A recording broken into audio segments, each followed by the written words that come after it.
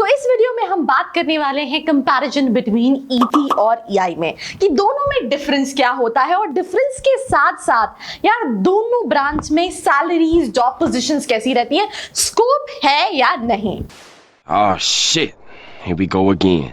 या फालतू।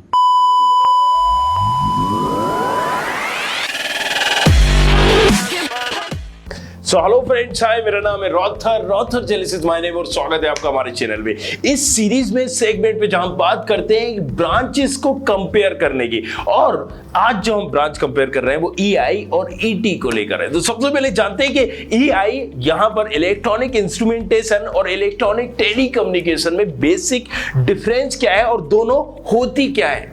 तो सबसे पहले अगर हम ईटी की बात करें और ईआई की बात करें तो दोनों में इलेक्ट्रॉनिक्स एक ऐसी चीज है जो कॉमन है, जितनी भी इलेक्ट्रॉनिक्स डिवाइसेस हैं वो दोनों में आते हैं। बट अगर हम ईटी की बात करें जिसमें टेलीकम्युनिकेशन है, टेलीकम्युनिकेशन मतलब जो भी चीजें यूज होती हैं एक दूसरे से कम्युनिकेट करने में, बात करने में, वो सारी चीजें ईटी के अंदर आती हैं, इलेक्ट्रॉनिक्स प्लस टेलीकम्युनिकेशन के अंदर। वेयर अगर हम इंस्ट्रूमेंटेशन की बात करें तो इंस्ट्रूमेंटेशन की अगर हम बात करें तो ये वो सारे डिवाइसेस हैं जो मेजरिंग इंस्ट्रूमेंट्स होते हैं। For example smoke detectors, thermostat, ये एग्जांपल है लेबोरेटरीज में, रिफाइनरीज में, फैक्ट्रीज में जो यूज होते हैं। राइट, सो यहाँ पर एक चीज तो क्लियर समझ में आ रही है कि यार ईटी मतलब टेलीकम्युनिकेशन, राइट। सो बहुत सारी इंडस्ट्रीज है, भले वो ये आपने जियो सुना हो, यहाँ पर आप एयरटेल सुनो, वोडाफोन सुनो या व्हाटएवर, तो इन तमाम कंपनियों में भी आपका प्लेसमेंट होगा और इसी से इंडस्ट्री से रिलेशन ही कहीं ना कहीं है।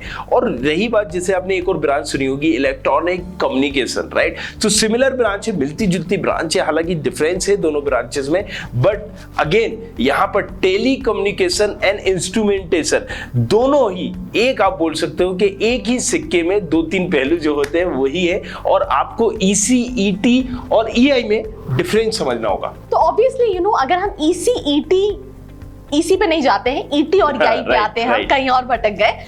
तो ईटी और ईआई में सिंपल सी चीज है कि इलेक्ट्रॉनिक सेम है, एक में टेलीकम्युनिकेशन है जो इंस्ट्रूमेंट्स यूज होते हैं कम्युनिकेट करने के लिए, राइट, और दूसरे में इंस्ट्रूमेंटेशन है जो कि मेजरिंग इंस्ट्रूमेंट होते हैं, मेजरिंग मशीन्स होती हैं, जैसे कि मैंने आपको एग्जांपल भी दिया। अब अगर हम बात करें दोनों ही कोर्सेज की बेसिक इंफॉर्मेशन की, तो दोनों ही कोर्स जो है वो 4 साल के होते हैं, राइट। सेमेस्टर वाइज सिस्टम होता है। ये सिंपल सा है कि सेमेस्टर वाइज एग्जाम्स होंगे उनके, और 4 साल का कोर्स होगा, आप ग्रेजुएट लेवल का कोर्स है।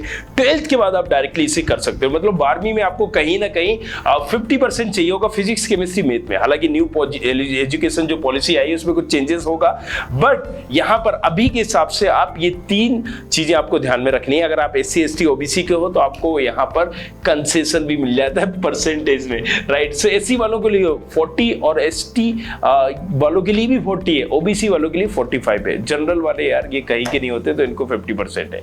अगर हम एवरेज फीस स्ट्रक्चर की बात करें तो वो 20,000 से लेके 3 लाख 4 लाख तक होता है, डिपेंडिंग अपॉन आप किस कॉलेज, किस गवर्नमेंट कॉलेज या किस प्राइवेट यूनिवर्सिटी में अप्लाई कर रहे हैं। और अगर बात करें हम यार सैलरी बेसिक हमें क्या मिलेगी, तो जैसा कि मैंने बताया कि अगर आप टेलीकम्युनिकेशन इंडस्ट्री में जाते हो तो इसीलिए आपकी बेसिक ही चालू होगी 3 लाख से, राइट। सो आपको एवरेज जो आप मान सकते हो 4-5 लाख का बोल सकते हो, जो कि अच्छा खासा एवरेज अमाउंट माना जाता है ईटी के लिए।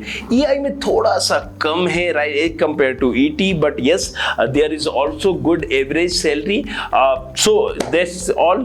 उसके बाद कई सारे एंट्रेंस एग्जाम होते हैं जिसके बेसिस पे एडमिशन होता है, इसमें सबसे नोन है जेई मेंस का एग्जाम, देन एडवांस होता है BITSAT, VIT, SRM JEE, Maharashtra के लिए महाराष्ट्र सीटी, बैंगलोर के लिए कॉमर्ड और वेस्ट बंगाल के लिए वेबजी का एग्जाम, राइट। कई गवर्नमेंट कॉलेजेस हैं जो ये ब्रांचेस भी करवाते हैं, राइट। आपको एनआईटीज में भी मिलेगी, साथ साथ स्टेट गवर्नमेंट कॉलेजेस में भी मिलेगी। अगर हम बात करें सिर्फ एमपी में तो मध्य प्रदेश में भी आपको यहाँ पर नंबर 1 का जो कॉलेज है HGSITS, वहां पर भी ये ब्रांच मिल जाएगी आपको। नंबर 2 का जो कॉलेज है DABB, वहां पर भी ये ब्रांचेस आपको मिल जाएगी, राइट। यहाँ पर नंबर 3 का जो कॉलेजेस है, राइट, इसमें आपको नहीं मिलेगी, लेकिन नंबर 4 के कॉलेजेस में भी मिलेगी। सो कहने का मतलब ये है कि देखिए यहाँ पर हर प्राइवेट कॉलेजेस को नहीं कराता है, प्राइवेट कॉलेजेस में ये नहीं मिलेगी, गवर्नमेंट कॉलेजेस में मिलती है। तो यहाँ पर डिमांड कम है, नो डाउट, बट लोग भी कम आते हैं और आपको एक अच्छा एक्सपोजर मिलता है। अगर आप यहाँ पर HGSITS जैसे कॉलेजेस, इस लेवल के कॉलेज से यहाँ पर ET और EI ब्रांचेस में करते हो। बहुत सारे सारे लोग इस ब्रांच को इग्नोर कर देते हैं, but I don't think so. आपको क्यों लेना चाहिए, क्यों नहीं लेना चाहिए और क्यों इग्नोर करना चाहिए या नहीं करना चाहिए, तो वीडियो को पूरा जरूर देखिएगा। और उसके अलावा अगर आप इसके स्पेसिफिकली कॉलेजेस के बारे में जानना चाहते हैं तो नीचे एक प्रोफाइल एनालिसिस फॉर्म है और इवन डिस्क्रिप्शन भी है जो टाइम टू टाइम अपडेट और चेंज होता रहता है, तो आप उसको भी जाके देख सकते हैं। इससे पहले आपने हमें लगता है कि हमने आपको ईटी का बताया था, राइट? तो ईटी और ईआई का हम दोनों का अलग अलग एक एवरेज सैलरी बता देते हैं आपको। तो बेसिकली दोनों में परसेंटेज क्लियर है, एलिजिबिलिटी 50% है, बट एडमिशन प्रोसेस अलग अलग होती है। एलिजिबिलिटी और एडमिशन प्रोसेस में आपको डिफरेंस समझना होगा। एलिजिबल मतलब आप इस कोर्स के लिए एलिजिबल है इतने परसेंट पे, लेकिन एक यूनिवर्सिटी है और एक आईआईटी लेवल का कॉलेज है, एनआईटी लेवल का कॉलेज है या एक गवर्नमेंट का टॉप लेवल का कॉलेज है, तो उसकी प्रोसेस अलग होगी। जैसे कि आपने जेडब्ल्यू सुना होगा, जेडब्ल्यू एडवांस, तो रैंकिंग सिस्टम इज देयर। इसी तरीके से बहुत सारी यूनिवर्सिटी जो होती है, एसआरएम हुआ, बीआईटी हुआ, अगर इनको बिट सेट हुआ तो अगर इनको भी लेना है एडमिशन तो ये क्या करेंगी, ranking system is there, percentile is there. So आप आईआईटीज एनआईटीज में कब एडमिशन ले सकते हो, जब 75 आपका मिनिमम एक क्राइटेरिया होता है। हालांकि कोविड की वजह से ये अभी नहीं है, बट ये एक टर्म एंड कंडीशन से, तो ये वेरी करेगा आपका कॉलेज जिसको आप चूज कर रहे हो, राइट? अब अगर आप गवर्नमेंट कॉलेज चूज कर रहे हो तो 60 परसेंटाइल आपको चाहिए मिनिमम 12th में, राइट? और अगर आप कोई प्राइवेट कर रहे हो तो यार फिर आपको 50% चाहिए। अगर आप यूनिवर्सिटी में ले रहे हो तो फिर आपको यहाँ भी कंसीडर कर लिया जाएगा और वहाँ 40-30 मतलब पास हो गए हो तो भी कंसीडर कर लिया जाएगा। तो अब अगर हम बात करें सिलेबस की, ये दोनों में एग्जैक्टली पढ़ाया क्या जाता है, तो अगर हम इलेक्ट्रॉनिक्स एंड टेलीकम्युनिकेशन में बात करें तो इसमें टेलीकम्युनिकेशन और इलेक्ट्रॉनिक्स से रिलेटेड चीज़ों के बारे में पढ़ाया जाता है। वेरेज अगर हम इलेक्ट्रॉनिक्स इंस्ट्रूमेंटेशन की बात करें तो इसमें कंट्रोल इंस्ट्रूमेंटेशन जो कि कंट्रोल करते हैं, जैसे कि for example linear integrated circuit हो गया, इंडस्ट्रियल मैनेजमेंट इंस्ट्रूमेंट्स हो गए, एप्लीकेशन प्रोग्रामिंग हो गई, मेजरमेंट बेसिक्स हो गया, मेट्रोलॉजी हो गया, ट्रांसड्यूसर्स हो गया, मैकेनिकल मेजरमेंट्स हो गया, इंडस्ट्रियल इंस्ट्रूमेंटेशन हो गया, एनालॉग इलेक्ट्रॉनिक्स हो गया, डिजिटल इलेक्ट्रॉनिक्स, ये सारी चीजों के बारे में आपको पढ़ाया जाता है। बहुत सारे जो उन्होंने कहीं ना कहीं इलेक्ट्रॉनिक में इंटरेस्ट है तो एनालॉग और ये सारी चीज आपने पढ़ी होंगी, डिजिटल एनालॉग इलेक्ट्रॉनिक्स और डिजिटल इलेक्ट्रॉनिक्स ये क्या होते हैं और इसके बारे में क्या क्या सारी चीजें वो आपको नीचे हम डिस्क्रिप्शन में भी दे देंगे। ओके, वन मोर थिंग यहाँ पर थोड़ा सा मैं क्लियर करना चाहता हूँ। लास्ट टाइम भी मैंने यहाँ बोल दिया था कि यूनिवर्सिटी आपको दे देंगी, हर यूनिवर्सिटी की बात नहीं हो रही। यूनिवर्सिटी इन द सेंस वो खुद से ही एग्जाम्स लेती है, खुद से पेपर बनाती है। तो इंडिया में 80% या यूनिवर्सिटी ऐसे ही हैं जो किसी भी टर्म एंड कंडीशंस में आपको एडमिशन दे देती है। अदरवाइज आई नो बहुत सारे लोग नीचे कमेंट करने वाले हैं and then they are going to say कि क्या आपने बोल दिया। ओके, उसके अलावा अगर हम कॉलेजेस की बात करें तो कई सारे कॉलेजेस ऑफर करते हैं, जैसे कि फॉर एग्जांपल अगर हम ईटी की बात करें तो वीआईटी के अंदर मिल जाएगा आपको, आईआईटी बीएचयू के अंदर हो जाएगा। अगर हम ईआई की बात करें तो एनआईटी तिरुचिरापल्ली में मिल जाएगा, जवाहरलाल नेहरू टेक्नोलॉजिकल यूनिवर्सिटी में मिल जाएगा, कॉलेज ऑफ इंजीनियरिंग में मिल जाएगा, Guru Gobind Singh Indraprastha university, SRM university में मिल जाएगा। But let me tell you, ये टॉप कॉलेजेस की लिस्ट नहीं है, उस पर हम एक डेडिकेटेड वीडियो लेकर आएंगे। तो अगर आपने चैनल को सब्सक्राइब नहीं किया है जाके सब्सक्राइब कर लेना है।